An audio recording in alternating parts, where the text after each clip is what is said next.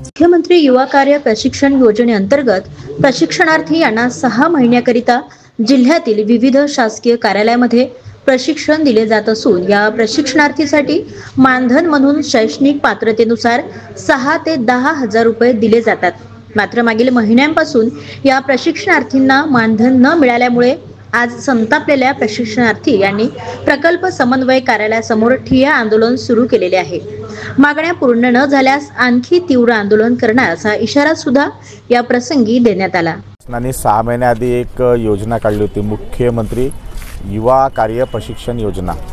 या योजनेअंतर्गत बेरोजगारांना 10,000 रुपये मानधन महिन्याचं त्यांना देण्याचे यांचं ठरवण्यात आलं होतं आणि त्यानुसार यांनी अर्ज मागवले आणि हे जे कौशल्य विकासचे ऑफिस आहे कार्यालय यांनी यांना वेगवेगळ्या विभागामध्ये नियुक्ती दिलेल्या आहेत। कोणाला फॉरेस्टमध्ये, कोणाला पोलीस डिपार्टमेंट, कोणाला विभिन्न महाविद्यालय, शाळा महाविद्यालय या ठिकाणी अनेक ठिकाणी केलेलं आहे। आता या सगळे जे बेरोजगार आहेत ते तरुण तरुणी यांची फसवणूक शासनाने अशी केलेली आहे की यांना जेव्हापासून यांची नियुक्ती झालेली आहे तेव्हा पण 1 रुपयाचं मानधन यांना दिलेलं नाही आहे। काम करतात चांगल्याने, आपले सेवा त्या ठिकाणी देऊन राहिलेल्या आहेत चोखपणे, परंतु वारंवार या ठिकाणी येतात आणि हे सगळे बेरोजगारांना परत पाठवण्यात येऊन राहिलेलं आहे आणि मोठी फसवणूक यांची केलेली आहे।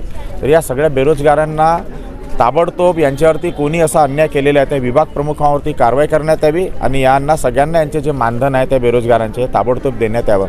यासाठी आम्ही या ठिकाणी आता एक शिष्टमंडळ घेऊन आणि आलेलो आहोत आणि या ठिकाणी ठिय्या आंदोलन सुद्धा सुरू झालेलं आहे। मागण्या पूर्ण न झाल्यास आम्ही या ठिकाणून हटणार नाही आणि जे काही जिल्ह्यातील जे काही लोकप्रतिनिधी आहेत यांच्या घरासमोर जाऊन आम्ही घेराव करू, कारण की यांचे हक्काचे पैसे आहेत आणि शासनाने केलेली फसवणूक आहे ही वाली, बेरोजगारांची थट्टा मांडलेली आहे यांनी।